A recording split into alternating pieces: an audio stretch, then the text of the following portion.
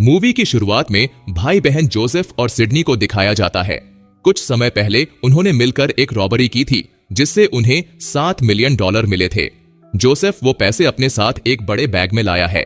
Sydney को ये पैसे अपनी कर्जे चुकाने और अपनी बेटी स्टेफ की देखभाल के लिए चाहिए।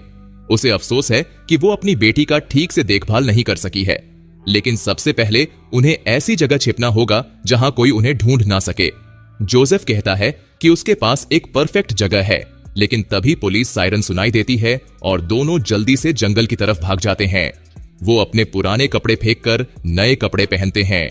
जोसेफ बताता है कि उसकी एक दोस्त उन्हें अपने पुराने कंट्री हाउस में छिपने की इजाजत दे चुकी है। रास्ते में वो एक कॉर्नफील्ड से गुजरते हैं, तभी उन्हें गन शॉट्स की आवाज आती है।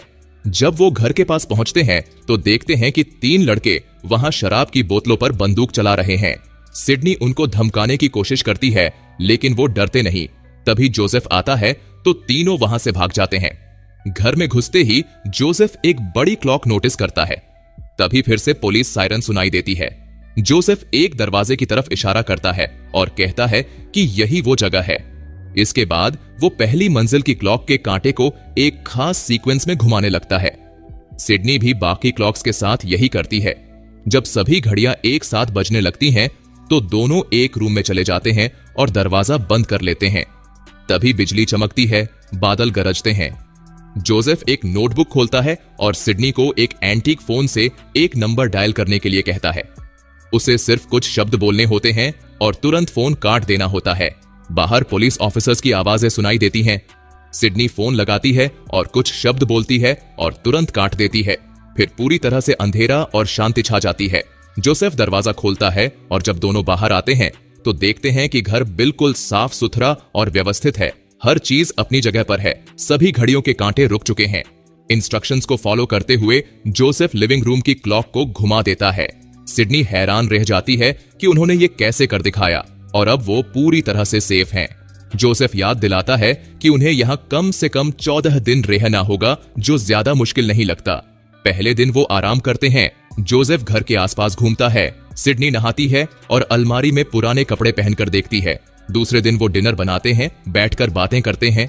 वो अपने पैसे गिनते हैं और सोचते हैं कि इसे कहां और कैसे खर्च करेंगे। सिडनी अपनी बेटी की तस्वीर देखती है और सोचती है कि जल्द ही ये सब खत्म होगा और वो एक अच्छी जिंदगी जी सकेंगे।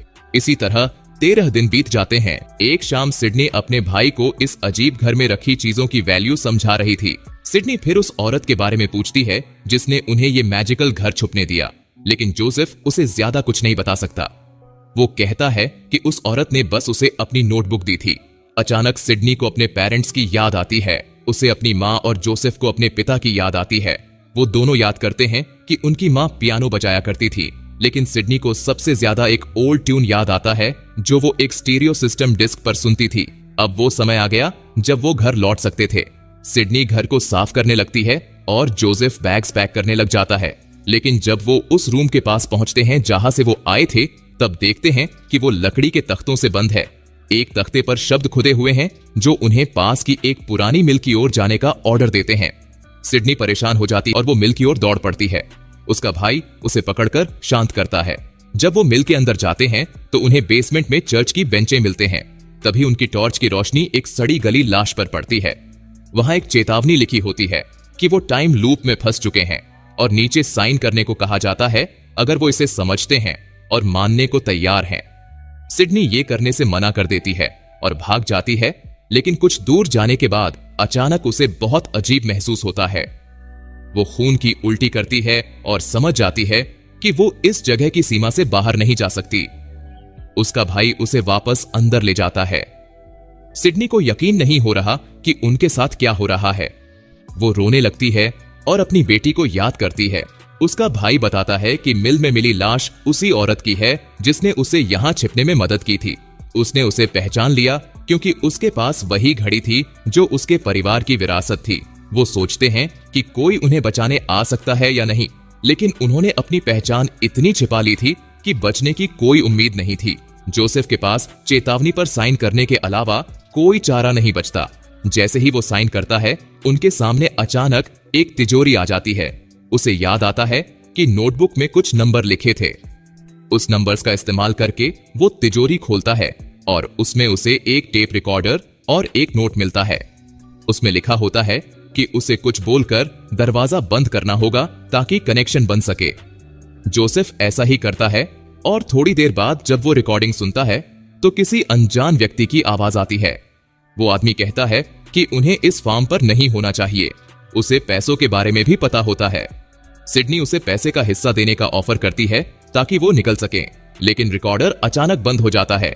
जोसेफ को लगता है कि वो भविष्य में किसी से बात कर रहे हैं।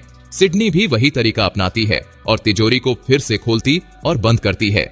इस बार अनजान आदमी बोलता है कि इस जगह की शक्तियों का संतुलन बनाए रखने के लिए वो सिडनी और जोसेफ का नामो निशान मिटा देंगे। लेकिन जोसेफ समझ जाता है कि ये लोग उनसे कुछ चाहते हैं, नहीं तो उन्हें पहले ही मार चुके होते। अजनबी बताता है कि अगर वो बचना चाहते हैं तो उन्हें फार्म पर ही रहना होगा और एक अनजान व्यक्ति को मारना होगा जो किसी भी वक्त वहां आ सकता है। उसकी लाश को खत्म करना होगा, तभी ये रहस्यमयी लोग उन्हें उनके असली समय में वापस भेजेंगे। जोसेफ और सिडनी घर लौटते हैं। सिडनी अलमारी और फ्रिज चेक करती है। वो फिर से खाने पीने की चीजों से भरे हुए होते हैं। वो ऐसे रहने का प्लान बनाती है जिससे वो हर समय निगरानी कर सकें, ताकि अजनबी के आने का एक भी मौका ना चूके। उसे लगता है कि अगर वो यहाँ फंस चुके हैं तो उनका अंत तय है, लेकिन वो फिर भी इस जगह से निकलने का कोई तरीका ढूंढने के लिए तैयार है। जोसेफ पहरा देने का शेड्यूल बनाने का सुझाव देता है ताकि वो शिफ्ट में निगरानी कर सकें। सिडनी शराब बाहर फेंक देती है। वो अपने पास मौजूद हथियारों को आंगन और मिल में अलग अलग जगहों पर छिपा देते हैं। जोसेफ पहरा देता है जबकि सिडनी घर की अच्छी तरह तलाशी लेती है। फिर वो अपनी जगह बदलते हैं। सिडनी बाहर निगरानी करती है और जोसेफ घर में जांच करता है। देखते ही देखते 1 साल गुजर जाता है। भाई बहन को हर सुविधा मिल रही होती है। फ्रिज हमेशा खाने पीने का सामान देता है। वो खुद को साफ सुथरा रख सकते हैं और आराम से रह रहे होते हैं। सिडनी घर में मिली पुरानी अखबार, मैगजीन और दस्तावेज पढ़ती रहती है। एक दिन वो अपने भाई को बताती है कि उसने मिल में तस्वीरों का एक डिब्बा पाया, जिससे उसे पता चला कि घर की फोटोज असली मालिकों की नहीं है। इस जमीन का इतिहास किसी अनजान ताकत द्वारा यहाँ लाया गया था और इसमें कोरियन वॉर 1955 तक की घटनाएं दर्ज थीं। लेकिन उसके बाद कुछ भी नहीं। यहाँ रहने वाले लोगों का कोई सबूत नहीं मिला। एक तस्वीर में दिख रहा नेवी ऑफिसर भी उसी समय मारा गया था। बताया गया कि वो सीढ़ियों से गिर गया। सिडनी को लगता है कि उसी वक्त वे लोग यहाँ आए जिन्होंने इस जगह को अपने कंट्रोल में लिया। यहाँ बिजली, हीटिंग और टीवी जैसी चीजें लगाईं। लेकिन ये सब क्यों हुआ, इसका जवाब नहीं मिलता। जोसेफ एक बार फिर उन अजनबियों से कांटेक्ट करने की कोशिश करता है, लेकिन इस बार टेप रिकॉर्डर पूरी तरह से खामोश रहता है। फिर एक दिन एक रहस्यमयी आदमी फार्म पर आ जाता है। वो दूर से दूरबीन से सिडनी को देखता है और फिर घर की तरफ बढ़ता है।